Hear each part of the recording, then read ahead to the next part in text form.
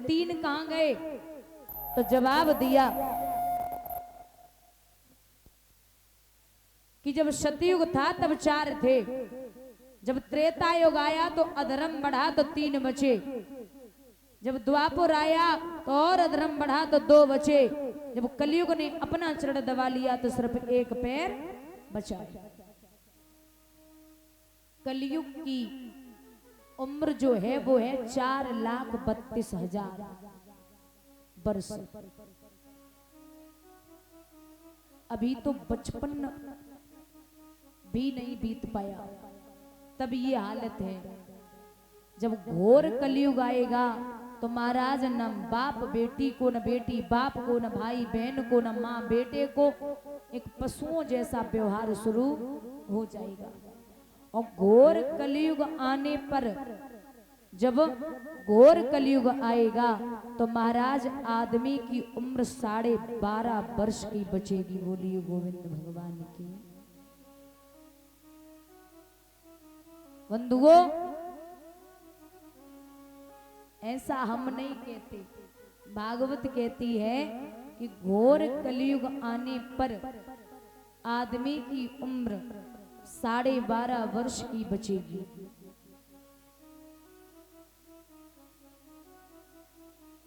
बोले जो पीछे मार रहा था उन दोनों को वो कौन था? बोले वो साक्षात कलयुग था।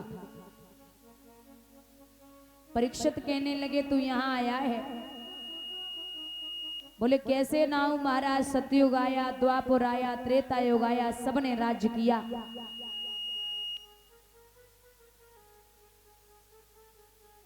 अब मेरी बारी है, मैं भी राज्य करूंगा। भाई इतने लोग साउंड के पास खड़े क्यों? फिर तो मैं ये और बता दो, सब स्टाफ ही है, मैं तो सब तखत पे ही बैठा।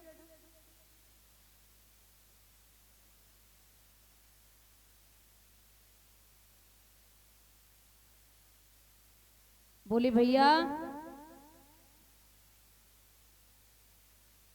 जब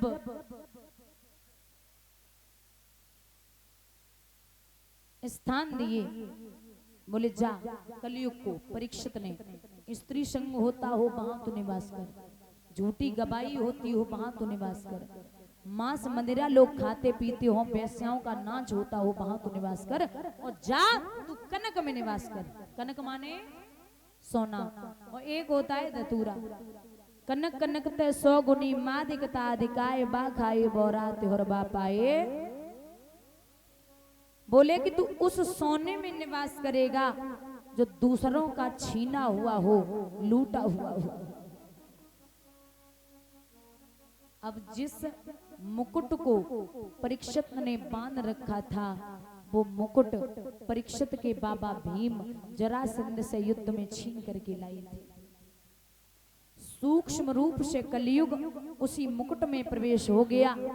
अब कलयुग के आदमी की बेसुध बुद्धि खराब रहा थे, वो कलयुग और बैठ जाए तो कहां रुकेंगे। लोमस ऋषि की कुटिया की तरफ बढ़े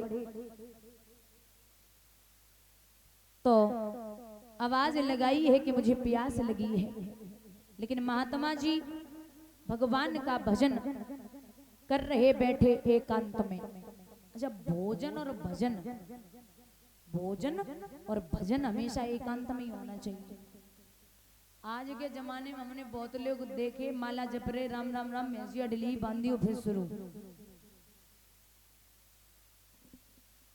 भगवान ये नहीं कहते कि 24 घंटे मेरी पूजा करो, बस जितनी देर करो उतने एकांत में बैठ गए और महाराज खुद पर संयम रख के तब भगवान का ध्यान कीजिए। भजन जो होता है वो 3 प्रकार का होता है। जो बचपन में भजन किया जाता है वो अमृत के समान लगता है, और जो जवानी में भजन किया जाता है वो दूध और घी के समान लगता है, और जो बुढ़ापे पे भजन किया जाता है वो पानी के समान भी नहीं होता। क्योंकि बुढ़ापे पे मजबूरी होती है, हड्डियां काम नहीं करेंगी, उठ नहीं पाओगे, तब भी तो लोग भगवान का नाम नहीं ले पाते। अगर श्रद्धा रखनी है तो बचपन से रखो। बंधुओं, एकांत में बैठे भजन कर रहे परीक्षित ने आवाज लगाई, लेकिन वो नहीं बोले। तो विचार कर रहे हैं परीक्षित,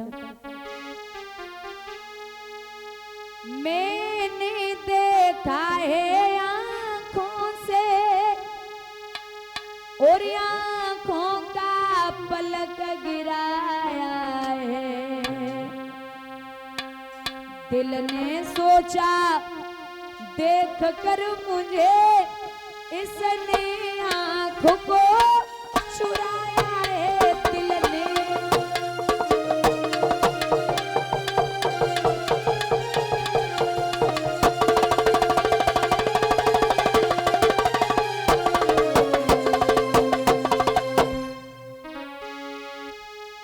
मैं काना नहीं, कुरूप नहीं बेटा, और मुझको अपना अभिमान नहीं, कंजूस नहीं, कोई चुगिल नहीं, पृथ्वी पे मैं निसंतान नहीं, कंजूस।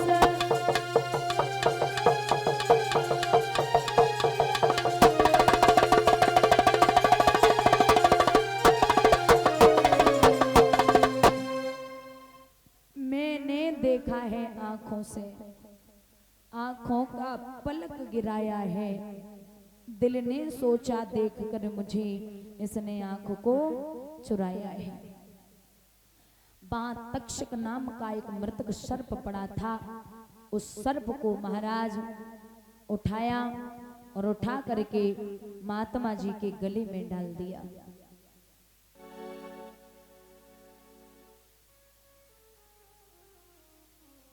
जब महात्मा जी के गले में डाला,